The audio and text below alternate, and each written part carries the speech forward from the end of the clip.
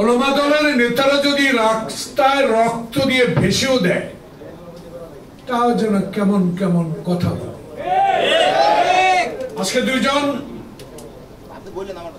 একজন আহ্বায়ক, একজন সদস্য সচিব, এবং যিনি তারেক রহমানের নির্দেশে দলটাকে সংগঠিত করার জন্য ধর্ম বিষয়ক সম্পাদক ও সহ সম্পাদক হয়েছেন, তাদের দুজনের নেতৃত্বে আজকে আমাকে যেসব লোকগুলো এই সকল কথা বলতেন তাদেরকে আজকে প্রমাণ দিতে চায়। আসুন কাকরাইলের এই পাঁচতলায় দেখে যান ওলামা দল কত শক্তিশালী।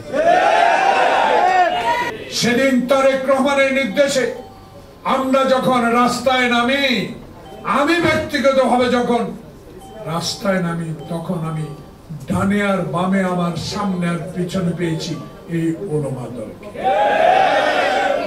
আল্লাহ পাকের কাছে শুকরিয়া আদায় করব। আল্লাহ পাক, আমি আল্লাহ রসুলকে বিশ্বাস করি। আজকে যারা ইসলামের নামে, ধর্মের নামে সরওয়ার্দী উদ্যানে আজকে ঐক্যবদ্ধ হচ্ছেন, ইসলাম প্রচার করেন, আমার বাধা নাই, যেহেতু আমি ইসলাম ধর্ম বিশ্বাসী। কিন্তু দেশের চলমান রাজনীতিকে এই অঙ্গনে আপনারা যেইভাবে কথা বলে একটি ষড়যন্ত্র সৃষ্টি করছেন, এটা কিন্তু ওলামা দল বরদাস্ত করবে।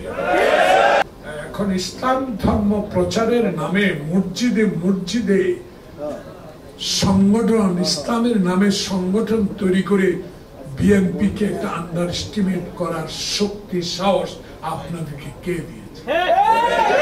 আমাদের নেতা শহীদ জিয়া, আমাদের নেত্রী বেগম খালেদা জিয়া, আমাদের আগামীর নেতা তারেক রহমান।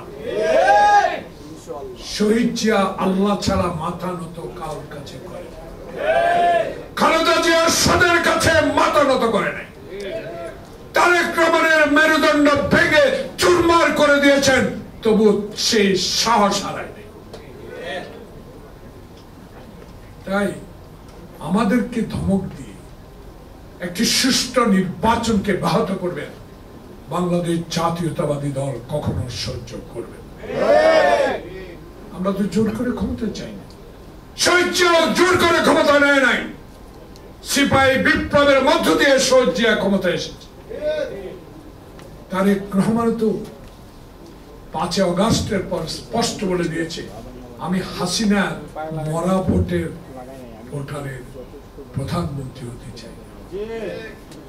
আমি দিনের ভোট দিনে করে সুষ্ঠু ভোটের মাধ্যমে আমার মা খালেদা জিয়া যেভাবে সামুদ্দিন আমলে রশি টানিয়ে একজন সিপাহী দিয়ে নির্বাচন করে বাংলাদেশে প্রথম মহিলা প্রধানমন্ত্রী হয়েছে, আমিও জনগণের প্রত্যাশা পূরণ করে ওইভাবে নির্বাচনের সরকার গঠন করেছি।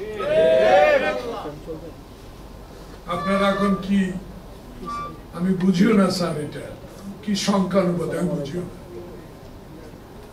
আমি 5 বার পার্লামেন্টে গিয়েছি, আমার কোনো গুণ নাই, গুণ হলো খালেদা জিয়ার আপসী নেতৃত্ব। আমার কোন গুণান্বিত আমি এমপি হতে পারি নাই। আমি যেখানে গিয়েছি শহীদ জিয়ার কথা বলতে হয়েছে, আমি যেখানে গিয়েছি একসাথে রক্ত চক্ষু উপেক্ষা করে খালেদা জিয়ার নেত্রীর কথা বলেছি। আর এখন যেখানেই যাই সেখানেই একটি কথা বলি, তারেক রহমান জিয়ার জ্যেষ্ঠ সন্তান, তাকে এইসব ধমক দিয়ে কোনো লাভ হবে।